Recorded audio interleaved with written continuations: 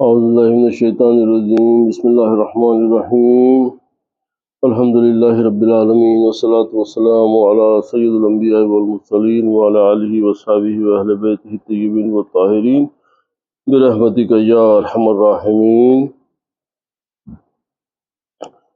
گزشتہ جو آیات کی تلاوت تھی اسی کے ضمن میں علامہ شیخ اسماعیل حفیظہ البیان کی تفسیر میں ایک بات جو میں چھوٹ گئی تھی میرے سے گزشتہ تفسیر میں، وہ اس کا بیان کرنا ضروری ہے، اس لیے میں آپ کے سامنے گوش گزار کروں گا۔ راہ سلوک کی سڑک۔ راہ سلوک بولے تو جو پیری مریدی کے راستے میں جو لوگ داخل ہو جاتے ہیں، تو اب مرید یا صوفی ہو یا اللہ والا ولی ہو جو، تو اس کے لیے سب سے پہلے جو ہے سلوک کے راستے پہ طے کرنا پڑتا۔ تو وہ سلوک کا راستہ جب تک کہ طے نہیں ہوتا اس کو اس کی منزل نہیں ملتی۔ تو یہ تمام لوگ جو ہے یہ راہ سلوک کے مسافر ہوتے ہیں۔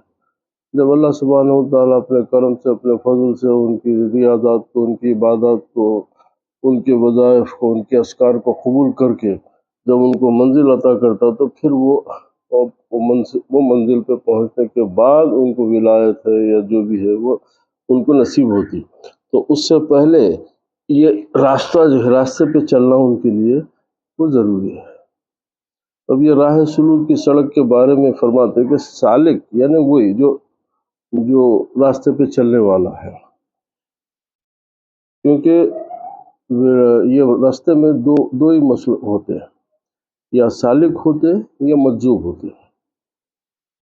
سالک مجذوب دو ہی راستے ہیں۔ تو اب سالک کس کو بولتے ہیں؟ تو سالک جو ہے بندوں کے ساتھ رہتے ہوئے بندوں کی ہدایت کرتے ہوئے خدا کے ساتھ رہتا۔ تو جتنے اکابر اولیاء اللہ ہیں، غوث اعظم دستگیر ہے، خواجہ غریب نواز ہیں، بہت یہ جتنے مشہور دنیا میں جو اولیاء اللہ یہ تمام سالکین کے امام ہیں کہ یہ لوگ شرع شریف کی پابندی کرتے ہوئے اور اللہ تعالیٰ کی معرفت کے ساتھ برابر رہے۔ اللہ تعالیٰ کی یعنی وہ قوت اللہ تعالیٰ ان کو عطا کرتا ہے کہ اللہ سے لے اور بندوں کو دے۔ تو یہ بہت بڑا مرتبہ ہوتا سالک کا۔ مجذوب جو ہوتا وہ بھی ولی ہے مگر انہیں کسی کے لیے فائدہ نقصان سے آگے ہو جاتا، اس لیے کہ اس کے اوپر جب تجلیات الہی کی جب ایک جھلک پڑتی تو اسی کے اندر انہیں غرق ہو جاتا، اب اس کو ہوش نہیں ہوتا، اب جذب کی کیفیت میں جذب کی کیفیت طاری ہو جاتی، اب اس کو نہ شرع کا ہوش رہتا نہ کسی بات کے اوپر عمل کرنا، بالکل یعنی بعض وقت تو آپ دیکھ کے استغفر اللہ جو ہے دور بھاگ جاتے ان لوگوں سے، یعنی ان کی زندگی کے ایسے حالات ہو جاتے کیونکہ ان کو ہوش ہی نہیں ہے، وہ جذب کی کیفیت میں رہتے ہیں، حالانکہ معرفت عطا ہوئی ان کو مگر چونکہ اس کی جو ہے وہ لوگ اسی کے اندر وہ غرق ہو گئے، اب اس کے اندر اس کے باہر وہ نہیں نکل سکتے، تو وہ مجازی ہے، ان کا بھی بہت بڑا مقام ہوتا ہے۔ اسی لیے بزرگوں کا یہ ہے کہ اگر کوئی مجذوب ہے تو بولے آپ یا تو آپ اس سے ملو، دور چلے جاؤ، اس لیے کہ اس کی زبان سے اگر کوئی بات نکل جائے تو شاید آپ کے لیے فائدہ ہو جائے یا نقصان ہو جائے، مگر سالک یہ ہے کہ انہیں آپ کی بات آپ سے مل کے آپ کی حالات کو دیکھ کے آپ کو صحیح راستے کی نصیحت کرتا، صحیح رہنمائی کرتا۔ تو سالک کی منزل کا پہلا مرحلہ گناہوں کی قباحت یعنی گناہ کو گناہ سمجھنا اور اللہ تعالیٰ کے عذاب کی شدت کا تصور دل میں لائے۔ ہر لمحہ یہ ہے کہ میری ایک غلطی کے اوپر میرا حساب ہونے والا ہے، میری ہر وہ چیز جو اللہ اس کے رسول کے حکام کے خلاف ہوں گی اس کا میرے کو حساب دینا ہے اور اس کی پرسش ہے۔ جب یہ سبق حاصل ہو جائے پھر دیکھے کہ بندہ کتنا ضعیف اور نحیف، ضعیف یعنی اب ہم لوگ بوڑھے لوگوں کو ضعیف بولتے ہیں، نہیں، ضعیف کا معنی ہے کمزور۔ اب چونکہ عمر بڑھنے کے بعد میں انسان میں کمزوری ہوتی ہے تو اسی لیے وہ لوگوں کو ضعیف بولتے ہیں، یعنی کمزور، اسی لیے یہ حدیث ضعیف ہے، تو وہ حدیث بوڑھی نہیں ہے، اس کی روایت میں کمزوری ہے۔ تو ضعیف اور نحیف یعنی ناتوان، اور سفر بڑا دور دراز اور زیادہ راہ یعنی راستے کا توشہ، بالکل باطل اور خلیل ہے، وہ جھوٹا ہے اور بہت تھوڑا ہے۔ بندے کے ضعف یعنی بندے کی کمزوری کا حال تو یہ ہے، اب دیکھیے کیسی کیسی باتیں یہ لوگ کر جاتے ہیں۔ بندے کی کمزوری کا حال تو یہ ہے کہ ایک چیونٹی کے کاٹنے سے چیختا ہے، ایک چیونٹی کے کاٹنے سے چیختا ہے، اور سورج کی گرمی سے روتا ہے، پھر وہ جہنم کی آگ اور اژدہوں کے ڈس کس طرح برداشت کر سکتا ہے؟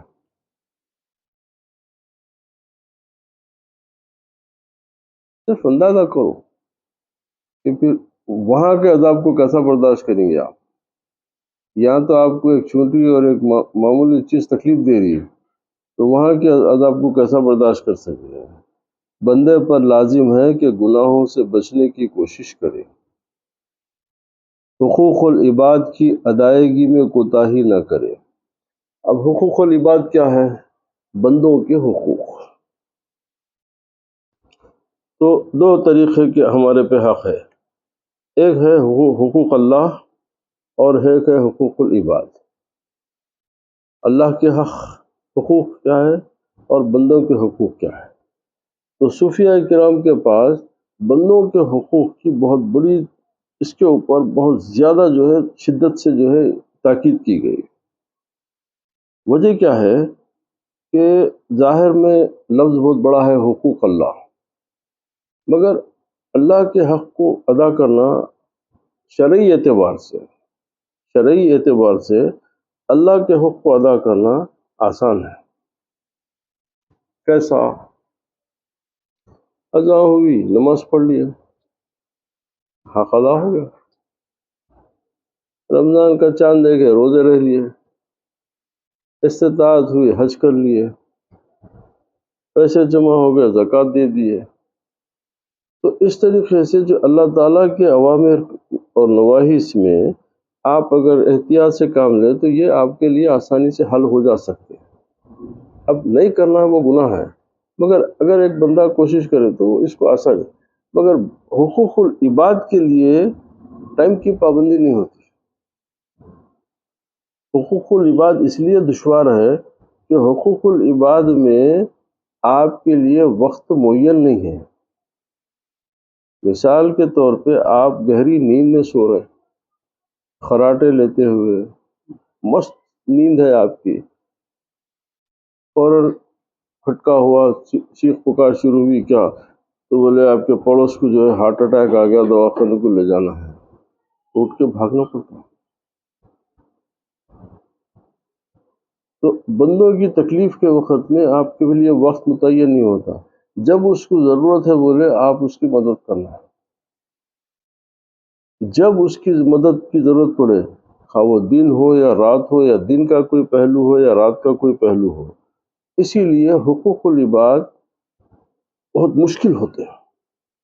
اسی لیے صوفیاء کرام جتنے یہ لوگ حقوق العباد کی طرف بہت زیادہ آپ کی توجہ ہے، کیونکہ حقوق العباد کے ادا کرنے میں انسان کو بہت تکلیف ہوتی ہے، اس لیے کہ اس کے لیے آپ کی جسمانی محنت، آپ کے پیسے سے، آپ کی وقت اس کے ساتھ گزارنے میں یہ بہت سارے مسائل پیدا ہو جاتے ہیں، تو یہ بہت دشوار کام ہے، تو لہذا اس کی پابندی کرو، یہ بہت فائدے کی چیز ہے۔ حقوق اللہ جیسا میں بتایا، وقت کے اوپر بلاوا آیا، اذان سن لیے، نماز کے لیے چلے گئے، 2 رکعت 4 رکعت جو بھی جو نماز ہے وہ ادا ہو گئے، سلام پھیر لیے، حق ادا ہو گیا آپ کا۔ تو مگر حقوق العباد بہت مشکل ہوتی ہے، تو اسی لیے حقوق العباد کی طرف بہت زیادہ توجہ دی گئی۔ حقوق و روایت کی ادائیگی میں کوتاہی نہ کرے، کسی کو ستایا ہے یا کسی کا مال کھایا ہے تمام بخشوالے۔ اسی لیے ہمارے جوانی تک بھی یہ نواب صاحب گواہ ہوں گے، آپ لوگوں کو یاد نہیں ہے، یعنی جب ہم جوان تھے، جب تک بھی یہ ماحول ایسا تھا ہمارے شہر کا یا تقریباً ہندوستان میں ایسا تھا کہ جو لوگ حج کو جاتے تھے تو وہ حج کا پروگرام بن گیا، ان کا کنفرمیشن ہو گیا، بعد میں ایک ایک آدمی سے مل کے معافی چاہتے تھے، وہ ایک ایک آدمی سے مل کے معافی چاہتے، میں حج کو جا رہا ہوں، میرے سے کوئی غلطی ہوئی تو میرے کو معاف کر دو، اگر میری بات سے آپ کو کسی بات سے تکلیف، کیوں کہ بولے سب معاف کروا لے کے جانا ہے، وہاں جگہ چلے گئے، انہیں بولا یہاں ٹھہر جا، بولے تو اتنی احتیاط کرتے تھے۔ اب وہ ماحول بدل گیا، اب ماحول بالکل بدل گیا، کیا ہے، ایک شاپ بالکل ایک سائٹ سین کے جیسا ہو گیا ماحول۔ پہلے ایسا نہیں، پہلے اتنی احتیاط کے ساتھ، اتنے احترام کے ساتھ، اتنے تمام چیزوں کو پیش نظر رکھ کے تیاری کرتے تھے حج کی، اور یہ سمجھ کے جاتے تھے کہ ہم واپس نہیں آئیں گے۔ اب کیا ہے، جانے سے پہلے شاپنگ کی لسٹ تیار کر لے رہے ہیں، پوچھ رہے ہیں آپ کے لیے کیا لاؤں، آپ کے لیے کیا لاؤں۔ تو کتنا بڑا نفاق ہماری طبیعتوں میں آ گیا۔ آپ اللہ تعالیٰ سے کیا وعدہ کر رہے ہیں، کیا وعدہ کر رہے ہیں؟ آپ احرام باندھ کے اللہ تعالیٰ سے بول رہے ہیں لبیک اللہم لبیک، لبیک لا شریک لک لبیک، ان الحمد والنعمت لک والملک لا شریک لک۔ کیا مطلب ہے؟ لبیک کس کو بولتے ہیں؟ میں اپنی جان، اپنی ہر چیز سے میں تیری نظر کر دیا، تیرے حاضر، اب تیرے حکم کے تابع ہو گیا، اب میرا کوئی دخل نہیں ہے، اب تو جیسا چلایا چلا۔ اسی لیے وہ کفن پہننا ہے، وہ احرام کیا ہے، جیتے جی کفن پہن کے میت کی صورت بننا ہے، جیتے جی میت بن کے اس کے سامنے چلے جانا ہے کہ مولا اب نفس کا معاملہ ختم کر کے آ گیا، اب صرف تیرے حکم کے اوپر، تو جس طریقے سے چلایا اس طریقے سے چلوں گا۔ یہ آپ اللہ سے بول رہے ہیں، اور جیب میں آپ کے فہرست ہے کہ بیٹی کے لیے یہ سونا خریدنا ہے، بچے کے لیے گھڑی خریدنا ہے، تو یہ تمام چیزیں، یہ تمام چیزوں کو جب تک ہم صحیح نہیں کریں گے، جب تک ہمارے ہم باطن کی اصلاح نہیں کریں گے، تو ہم کو جو ہے ایمان کی جو لذت ہے وہ حاصل نہیں ہو سکتی۔ بول دو آپ کلمہ پڑھ لو، نماز پڑھ لی، یہ سب ہے، مگر روح ایمان کی لذت حاصل کرنے کے لیے، ایمان کی لذت حاصل کرنے کے لیے ضروری ہے کہ آپ کے باطن کی صفائی ہو۔ دیکھیے ظاہر کی صفائی ظاہر کے وضو سے ہے، احکام شرع ہے، ضروری ہے، مگر اللہ تعالیٰ کے راستے کے لیے باطن کا وضو چاہیے، یعنی جس طریقے سے آپ اپنے ظاہر کو صاف کریں اس طریقے سے آپ اپنے باطن کو صاف کرو۔ اگر آپ کا باطن پراگندہ ہے تو آپ کے ظاہر سے آپ کو فائدہ نہیں، ہاں یہ ہو سکتا کہ اطاعت گزار، آپ فرما برداری کر لیے، مگر اس کا درجہ کیا ہوا؟ اس لیے کہ اب جیسے صالحین کی نمازوں کو دیکھیں آپ، جیسے امام زین العابدین علیہ السلام کے بارے میں، ان کا نام ہے علی بن حسین۔ زین العابدین کیا ہے؟ تو یہ ان کا لقب ملا ان کو، عبادت گزاروں کی زینت، beauty of the pious people, یہ ان کو لقب ملا۔ وجہ کیا ہوئی کہ آپ جب وضو کرتے تو آپ کے جسم کے پورے بال کھڑے ہو جاتے، اور جب وضو کر کے مسجد کی طرف جاتے تو اس طریقے سے کانپتے آپ کہ لوگ سمجھتے کہ وہ کہ کمزوری کی وجہ سے گر نہ جائے، آ کے پکڑنے جاتے کہ بولتے کہ امام کیا ہو رہا؟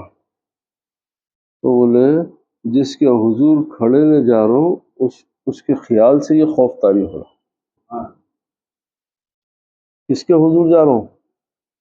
اللہ کے حضور جا رہا ہوں نا، تو یہ کیفیت ہوتی تھی. اور جبکہ ہی died at the age of 54. ایسا نہیں کہ انہوں کوئی 90 سال کے تھے. تو یعنی یہ جو پیریڈ جو بتا رہا ہوں میں، ان کا یہ عین ہیلتھ شباب کی دور کی بات کرتا کر رہا ہوں میں.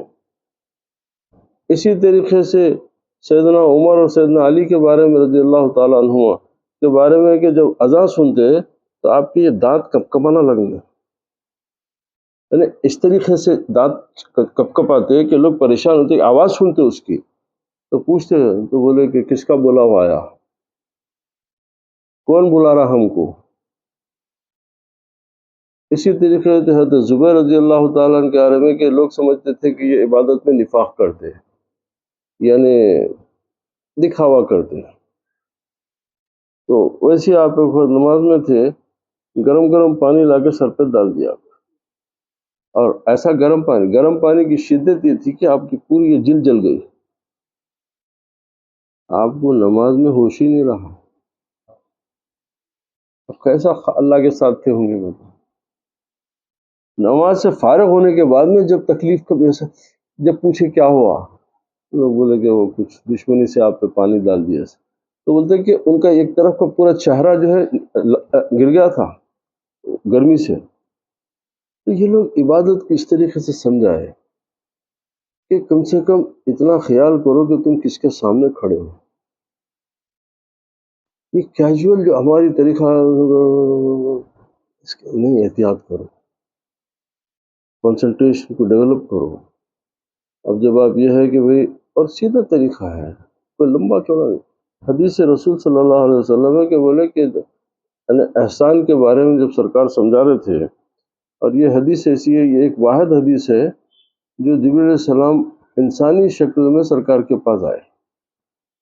یہ واحد حدیث ہے کہ سرکار بیٹھے ہوئے ہیں، اس طریقے سے آگے قریب، تو جتنے لوگ ہیں یہ تو ہمارے قبیلے کا بھی نہیں دکھ رہا، یہ کون آدمی ہے.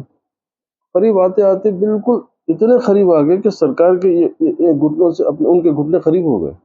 یہ کون شخص ہے بھائی، کوئی نہیں پہچان رہا، اور اتنا قریب آ گیا سرکار کے، اور سرکار مسکرا رہے ہیں، حتیٰ کہ اپنے 2 ہاتھ سرکار کے ایسے 2 گھٹنوں پہ رکھ دیے. تو سرکار مسکرا رہے ہیں. بولے یا رسول اللہ بتائیے اسلام کیا ہے. سرکار فرمایا کہ زبان سے اللہ تعالیٰ کی توحید اور میری رسالت کا اقرار کرنا اسلام ہے. ہاں بالکل صحیح ہے. اچھا، سوال بھی پوچھ رہے ہیں اور سوال کے صحیح ہونے کی دلیل بھی اس کو اتھینٹیکیٹ بھی کر رہے ہیں. پھر بولے کہ یا رسول اللہ ایمان کیا ہے. تو بولے زبان سے جس بات کے اقرار کرے ہو، دل سے اس کا اقرار، دل سے اس کی تصدیق کرنے کا نام ایمان. بولے ہاں یہ بھی صحیح ہے. پھر بولے کہ احسان کیا ہے. اب آپ لوگ آپ تک اسلام میں ایمان دونوں کے بارے میں سنے تھے نا؟ نہیں، بولے کہ احسان کیا ہے. تو نبی پاک علیہ الصلوۃ والسلام فرمائے کہ احسان وہ ہے کہ جب تم عبادت کرو تو یہ یقین کرو کہ تم اللہ کو دیکھ رہے ہو.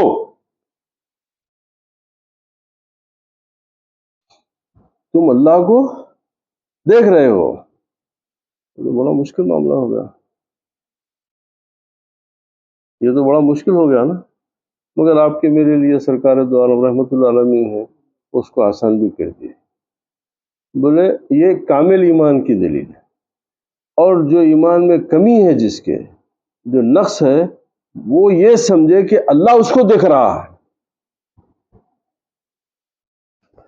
تو یہ آسان کر دیا ہمارے لیے. تو اب اس میں صوفیاء کرام کے پاس 2 دلیل ہوئے، ایک مرتبہ مشاہدہ ہے اور ایک مرتبہ مراقبہ ہے. تو یہ لوگ جو اللہ کو دیکھ رہے ہیں، وہ جیسے فاروق اعظم ہو، علی ہو، عثمان ہو، یہ صحابہ ہیں، یہ ضلع آپ کے زین العابدین سرکار ہے، غوث اعظم. اب یہ لوگ جب نماز پڑھے تو مشاہدے کی کیفیت، تو دیکھتے وہ لوگ دیکھ رہے ہیں کس کو سجدہ کرنا ہے. اب ہم لوگ کیا ہے کہ مشاہدے سے معذور ہے، تو ہم مراقبے میں ہیں، یعنی ہم آنکھ بند کر لیں کہ ہم تصور میں ہے کہ بھائی انہیں تو دیکھ رہا نا ہمارے کو. اور یہ آسان ہے، ہر آدمی کو یقین ہے. وہ آپ ہم سب بیٹھے ہوئے کوئی یہ نہیں، ہر ایک کو یہ ہے کہ بھائی اللہ ہمارے ہم کو دیکھ رہا. اللہ تعالیٰ کے دیکھنے میں کسی کو جو ہے اتنا بھی ایمان کسی کے پاس ہے تو اس کو جو ہے کوئی خلل باقی نہیں رہے. تو اب بتائیے کہ جب اللہ آپ کی طرف دیکھ رہا تو what should be the level of your اٹینٹیوٹی.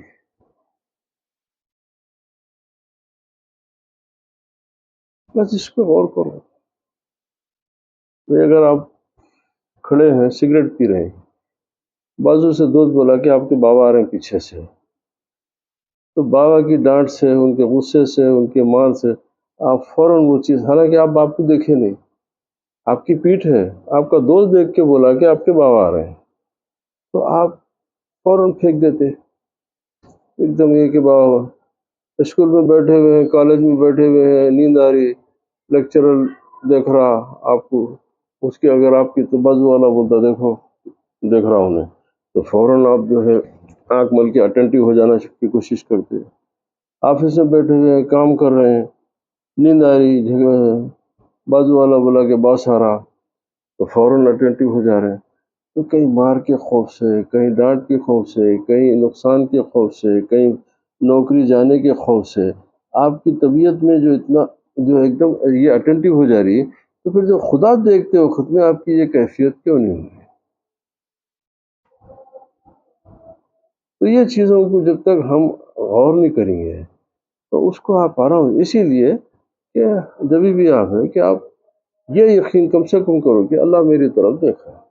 اور جب اللہ میری طرف دیکھ رہا ہے تو میرے کو کتنا الرٹ ہونا پڑے گا، کتنا میرا جو ہے کنسنٹریشن جو ہے میرا مضبوط ہونا چاہیے.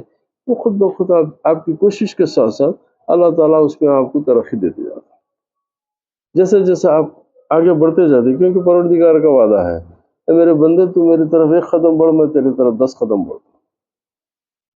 کیونکہ وہ آپ کو اپنے قریب کرنے کے لیے آپ سے زیادہ بے چین ہے، آپ سے بے چین تو نہیں، آپ سے زیادہ مشتاق ہے. وہ چاہتا ہے کہ میرا بندہ میرے قریب ہو، میرا بندہ ہے نا، میں اس کا رب ہوں، تو میرے قریب ہوا تو خوشی ہوتی ہے.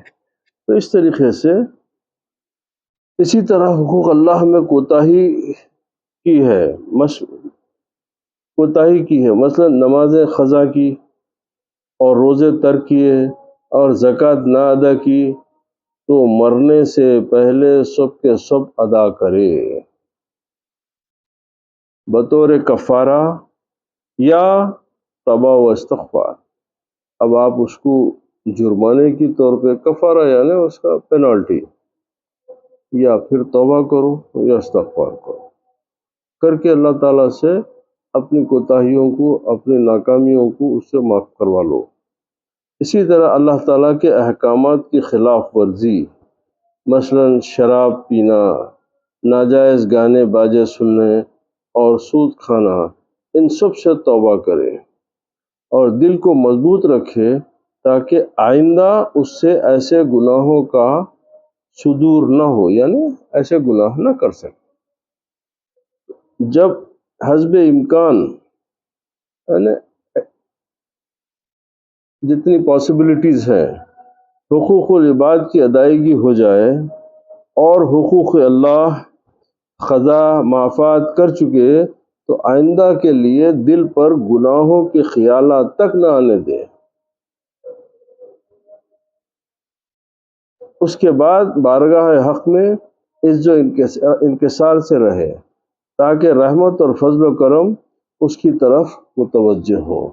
اب توبہ کا طریقہ یہ بڑے، اب چونکہ شرعی معاملات ہیں، ہم آپ کو جب تک جو بتائے تھے وہ ہے، مگر یہ ایک حدیث کے ذریعے بات آ جا رہی. توبہ کا طریقہ کیا ہے؟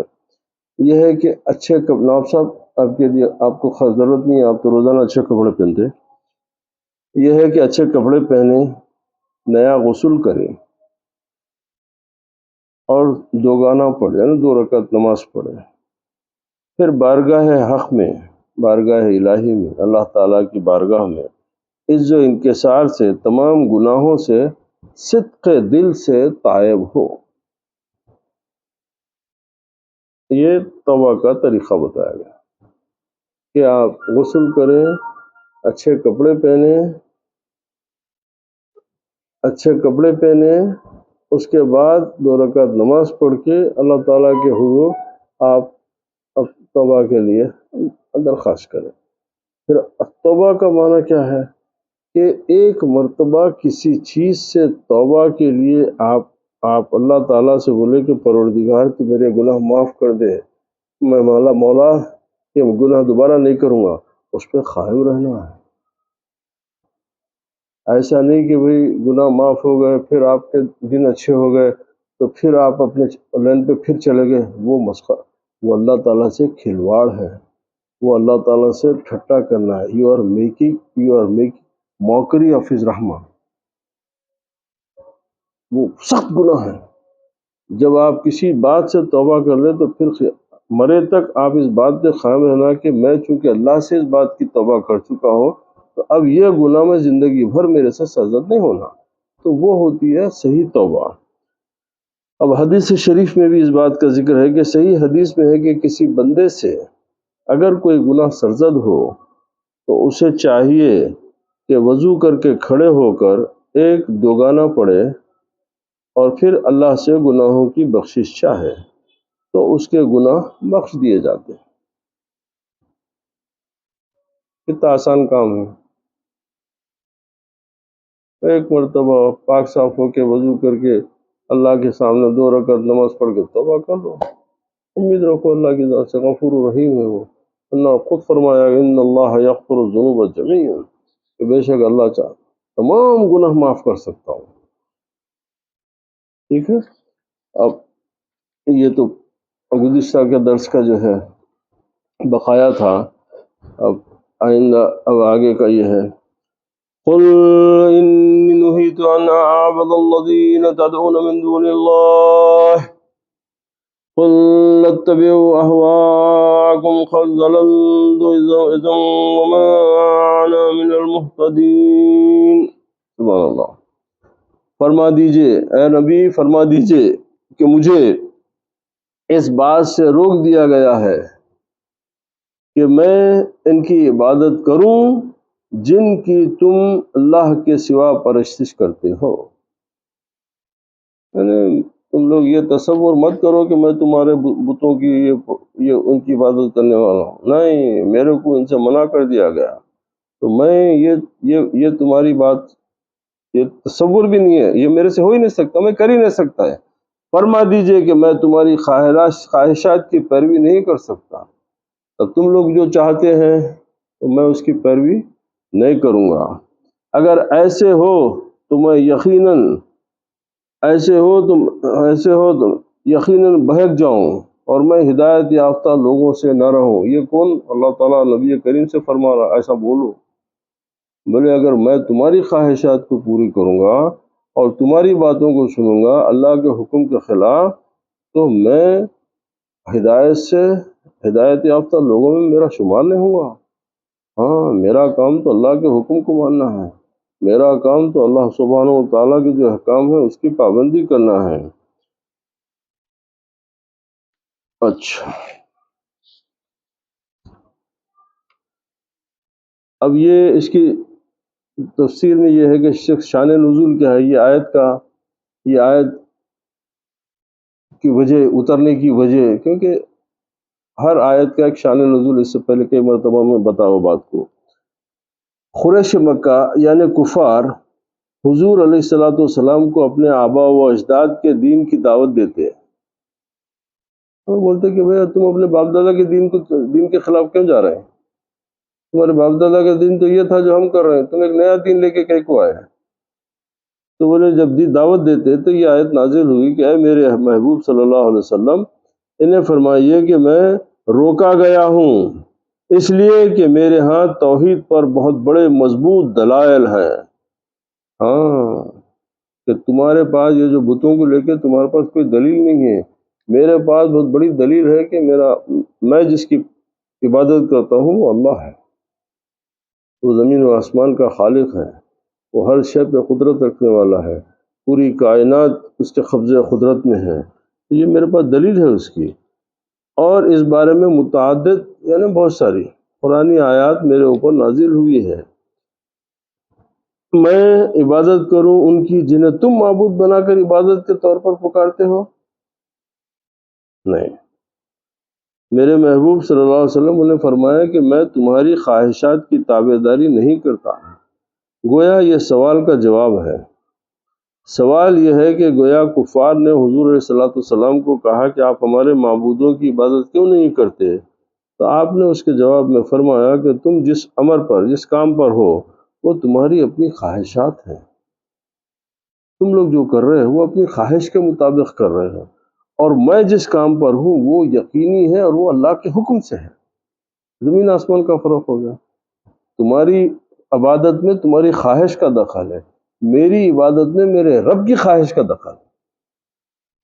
میری عبادت میں میری خواہش کا دخل ہے، میرے رب کی خواہش ہے جو مجھے حکم دیا کہ اس طریقے سے میری عبادت کر۔ لہذا میں تمہاری خواہشات کی کیسی اتباع کروں، کیسی اس کی پیروی، جبکہ میں ہدایت پر ہوں؟ پھر میں اللہ کو کیسے چھوڑ سکتا ہوں؟ بفرض محال، یعنی for example, for discussion shake, اگر میں تمہاری اتباع کروں تو میں اس وقت گمراہ ہو جاؤں گا۔ اگر میں تمہاری بات سنوں گا تو میں اپنے راستے سے ہٹ جاؤں گا۔ میرے کو جس منصب کے لیے، جس ذمہ داری کے لیے مجھے دنیا میں اتارا گیا ہے، وہ ذمہ داری سے میرے کو جو ہے ہٹا دیا جائے گا، یعنی راہ ہدایت کو چھوڑ دوں گا، اور میں ہدایت یافتہ لوگوں سے نہیں ہوں گا، یعنی ان لوگوں سے نہیں ہوں گا جو راہ ہدایت پر ہے۔ اچھا، قل انی علی بینۃ من ربی وکذبتم به ما عندی ما تستعجلون به ان الحکم الا للہ یخص الحق وهو خیر الفاصلین۔ فرما دیجئے، بے شک میں اپنے رب کی طرف سے روشن دلیل پر ہوں اور تم اسے جھٹلاتے ہو۔ میرے پاس وہ نہیں جس کی تم جلدی کر رہے ہو۔ حکم صرف اللہ ہی کا ہے، حکم صرف اللہ ہی کا ہے، اور وہ حق بیان فرماتا ہے، اور وہی بہتر فیصلہ فرمانے والا ہے۔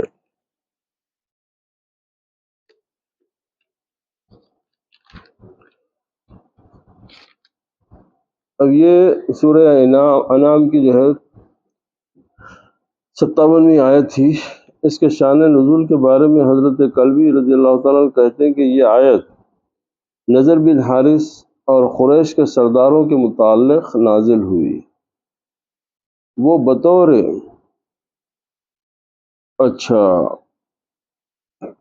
وہ صلی اللہ علیہ وسلم سے کہتے کہ اے محمد صلی اللہ علیہ وسلم، آپ وہ عذاب لے آئیں جس کی آپ ہمیں دھمکی دیتے ہیں۔ تو اس پر یہ آیت نازل ہوئی، یعنی وہ لوگ آزمانے کے لیے بولے اچھا بھائی آپ جو باتیں بول رہے ہیں کہ اگر ایسا ہے تو پھر عذاب لاؤ ہمارے پہ۔ تو اس کے اوپر یہ آیت نازل ہوئی کہ نہیں، میں تو وہی کرتا ہوں جو اللہ تعالیٰ کا حکم ہوتا ہے، اور حکم صرف اللہ ہی کا ہے، اور وہی بہتر فیصلہ فرمانے والا ہے۔ اب یہاں پر ایک لطیف نقطہ یہ آ جاتا کہ دیگر انبیاء علیہ السلام کی جب آپ تاریخ ہے، آپ قصص الانبیاء وغیرہ پڑھیں گے تو آپ دیکھیں گے کہ بہت سارے انبیاء علیہ السلام کا اسے جب جو بددعا کرے اللہ تعالیٰ قبول کر لیا۔ کہیں آگ کی بارش ہو گئی، کہیں ان کو جو ہے پتھر دفنہ زمینوں کے اندر دھنسا دیا گیا، کہیں جو ہے پتھروں کی بارشوں سے ان کے بستیوں کے بستیاں برباد کر دیے گئے۔ اب ایسا عذاب جو دیگر انبیاء علیہ السلام کی امتوں پہ آیا، قیامت تک نہیں آئے گا۔ کیوں کہ نبی علیہ السلام کی بددعا میں اثر نہیں ہے؟ نہیں، اس لیے کہ نبی علیہ السلام بددعا کرتے ہی نہیں۔ کیوں کہ آپ کو اللہ تعالیٰ فرمائے وما ارسلناک الا رحمۃ للعالمین۔ تو اب یہ فائدہ نہ صرف مسلمانوں کو، کلمہ گو کو ہوا، اس آیت کا فائدہ قیامت تک آنے والی بنی نوح انسان کو ہوا۔ یعنی اب وہ رحمت کے دائرے میں ہر بنی حتیٰ کہ جانور، نباتات، یعنی کائنات پوری اس رحمت کے دائرے میں آ گئی۔ اگر بڑی بات بول دوں تو یہ بھی حقیقت ہے، وہ شیطان بھی وہ دائرے میں ہے، کیونکہ رحمت للعالمین بولا، اور شیطان عالمین کے حصہ ہے، عالمین سے باہر نہیں ہے، تو انہیں بھی وہ رحمت میں آ گیا۔ تو اسی لیے اب ایسا عذاب جو پہلی امتوں میں جو آیا تھا، وہ قیامت تک کے لیے ویسے عذاب اب دنیا میں نازل نہیں ہوں گے۔ اب نوح علیہ السلام کی کشتی، پوری دنیا پانی میں ڈوب گئی، جو ان کی کشتی میں تھے ان تج بچے۔ ایسا عذاب قیامت تک اب نہیں، کیوں کہ میرے آقا محمد رسول اللہ صلی اللہ علیہ وسلم کی برکت سے اب دنیا میں اب آپ، کیونکہ آپ کی رحمت کی وجہ سے تمام محفوظ ہو گئے۔ ٹھیک ہے، اچھا، اس کے بعد فرمائیے محبوب صلی اللہ علیہ وسلم، میں ایک واضح دلیل پر ہوں جو ہونے والی ہے میرے رب کی طرف سے۔ اس واضح حجت کو کہتے ہیں جو حق اور باطل کا امتیاز کرے۔ حق اور باطل کیا ہے؟ سچ اور جھوٹ۔ حق سچ ہے، باطل جھوٹ ہے، تو حق و باطل کا مراد سچ اور جھوٹ کا امتیاز کرے، دونوں میں ڈفرینشیٹ کرے، دونوں میں فرق بتائے۔ مثلاً کہا جاتا ہے میں اس امر کے بارے میں واضح دلیل پر ہوں اور میری بات نہایت یقینی ہے، اور یہ اس وقت بولتے ہیں جب کسی کے ہاں واضح دلیل اور اس کی سچائی پر برہان موجود ہو، یعنی دلیل موجود ہو۔ اس سے قرآن کریم اور وحی ربانی مراد ہے۔ اب سرکار کے پاس یہ اتنی اسٹرانگ دلیل پیش کرنے کی کہ بھئی میں حق پہ ہوں، دلیل کیا تھی کہ آپ کے پاس اللہ کی وحی آئی تھی، تب آپ کو شک کی کوئی گنجائش ہی نہیں تھی، آپ کے لیے کوئی شک کی بات ہی نہیں تھی، کیونکہ یہ میرے رب کا حکم ہے اور بذریعہ وحی میرے پہ اترا ہے، اور میں اس بات کو حق مانتا ہوں۔ تو اسی لیے کہ جب انسانی فطرت ہے، جب آپ کسی چیز کو تحقیق سے، اگر آپ کسی چیز کو جب کسی چیز پہ یقین پیدا ہو جائے تو آپ اس کے اوپر شدت سے اڑ جاتے ہیں، اور جہاں یقین نہیں ہوا وہاں تزلزل کا شکار ہو جاتے ہیں، ڈلمل ہو جاتا ہے انسان۔ تب یہاں ڈلمل کا سوال ہی نہیں تھا، اس لیے کہ وہی سے اللہ تعالیٰ آپ کی ہدایت کر رہا اور آپ کو اپنا حکم بھیج رہا، تو بولے یہ اتنی بڑی دلیل آپ کے پاس تھی اور تم اسے جھٹلا چکے ہو، اور تم لوگ جو ہے اس بات کو جو ہے جھٹلا ہے، ان کے غلط ارادوں کے اظہار کے لیے لایا گیا ہے۔ تو ایسی واضح حجت پر اچھا، اس کے معنی یہ ہوئے کہ میں ایسی واضح حجت پر ہوں جسے تم نے جھٹلا دیا، اور میں تم سے ایک صحیح بات بول رہا ہوں کہ وہ اس کائنات کا مالک اللہ ہے، اللہ کے سوا کسی کی عبادت نہیں ہو سکتی، کسی کی پرستش نہیں ہو سکتی، کوئی قادر مطلق نہیں ہے سوائے اللہ تعالیٰ کے۔ یہ میرے پاس واضح دلیل آ گئی، اور تم میری باتوں کو چھوڑ کے یہ بتوں کو، ان کو جو ہے جمادات کو، نباتات کو، ان کو خدا بنا کے بیٹھے ہو، اور تم میرے کو کنوینس کرنے جا رہے ہو کہ تم صحیح ہے، جبکہ تمہارے پاس کوئی دلیل نہیں ہے، تمہارے پاس کوئی دلیل نہیں ہے۔ یہ تمہارے یا تو بابا دادا کے جو ہے طریقے کو تم اپنا لیے، نہ تم اس میں سوچے نہ غور کر۔ اب میں تمہارے پاس قرآن و حدیث کی دلیل کے ساتھ آیا ہوں، اور میرے پاس دلیل یہ ہے کہ میرا رب میرے سے بولتا ہے۔ وہی کیا ہے؟ اللہ سے بات کرنے کا نام وہی ہے، اور اس کے جتنے احکام ہیں ان سب کو تم نے پس سے پوچھ ڈال دیا، یعنی پیچھے چھوڑ دیا۔ من جملہ ان کے عذاب کے آنے کی وعید بھی ہے جسے تم کچھ نہیں سمجھتے۔ اب اس کے بارے میں بھی اب چونکہ یہ جلالین شریفین سے میں وہ شان نزول کی بات کر رہا تھا، اب یہ روح البیان شریف میں بھی اس کے شان نزول کے بارے میں یہی بتایا گیا کہ روایت ہے کہ قریش مکہ کے لیڈر عذاب طلبی میں اجرت کرتے، یعنی بولتے کہ بھئی اگر آپ سچے ہیں تو پھر ہمارے پہ عذاب نازل کرواؤ، ہمارے پہ عذاب نازل بتاؤ، آپ سچے ہیں تو۔ مثلاً کہتے متی ھذا الوعد ان کنتم صادقین، اللہ کا وعدہ کب ہے اگر تم سچے ہو، یہ بطور استہزاء کے کہتے، یعنی ہنسی اور مذاق کے طور پر کہتے، اور بطور الزام کے۔ چنانچہ نضر بن حارث حتیم میں کھڑے ہو کر کہنے لگا، حتیم کیا ہے؟ کعبۃ اللہ کا جو دائرہ ہے، کعبۃ اللہ ہے، اس کے بازو آپ کو ایک چھوٹی ایسی ایک انڈے کی شیپ کی ایک دیوار دکھیں گی، بالکل کعبے کو لگ کے، یعنی یہ اگر آپ باب ملتزم کی طرف کھڑے تو یہ ایسا جو ہے، یہ کعبۃ اللہ جیسے دیوار ہے، بالکل اس کو تھوڑا سا فاصلہ، اس کے بعد سے ایسا جو ہے، ایسا سیمی سرکل جو ہے، ایک پوری دیوار ہے، تو وہ جگہ کا نام ہے حتیم۔ اب اس کو بھی حفاظت اس لیے ہے کہ روایت ہے کہ اس میں بہت سارے انبیاء علیہ السلام کی خبریں ہیں، بہرحال تو وہ حتیم ہے وہ جگہ۔ تو بولے کہ وہ حتیم میں کھڑے ہو کر کہنے لگا، اللہم ان کان ھذا هو الحق من عندک ذا متر علینا حجارۃ من السماء او اعطینا بعذاب علیم۔ اللہ اکبر، کہ اے اللہ، اگر یہ وعدہ حق ہے تو ہمارے اوپر آسمان سے پتھر برسا اور ہمارے اوپر عذاب دردناک نازل فرما۔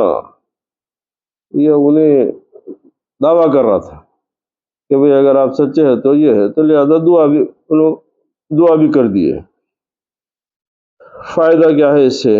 آیت کے معنی یہ ہے، وہ عذاب کہ جس کا قرآن مجید میں وعدہ دیا گیا ہے، تم مطالبہ کرتا ہو کہ وہ جلد آ جائے، اور اس کے نہ آنے کو میری تکذیب کا ذریعہ بنا کر کہتے ہو کہ وہ میرے حکم اور قدرت میں ہے اور اسے میں سچا کر کے دکھاؤں، یہ میں نہیں کرتا۔ یعنی تم لوگ میرے کو، یعنی مثال کے طور پہ کہ بھئی تم میری قدرت کو آزما رہے ہو ایسی دعائیں کر کے، میں جو کرنے والا ہوں وہ میرے پاس محفوظ ہے ہر چیز کا، کب کون سی چیز کرنا وہ میرے کو، میں تمہارے بولنے سے تھوڑی میں کروں گا، کیونکہ میں خدا ہوں، میں رب ہوں، میں جانتا ہوں کہ کون سی چیز کب ہونی چاہیے۔ اگر تمہارے بولنے سے میں اس طریقے سے عذاب نازل یہ نہیں کر سکتا، اس لیے کہ یہ امر میرے سپرد نہیں ہے، اور اسی لیے سرکار فرمائے کہ یہ جو ہے یہ کام میرے ذمہ دیا ہی نہیں گیا ہے۔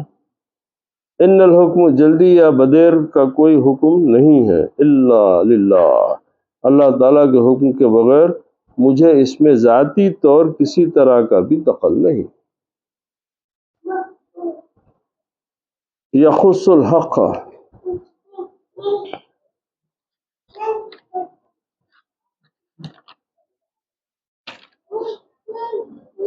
حق بیان کرتا ہوں، حق بیان کرتا ہے، اور جمیع احکام کے بیان کرنے میں حق کی اتباع کرتا اور حق کا ہی حکم فرماتا ہے۔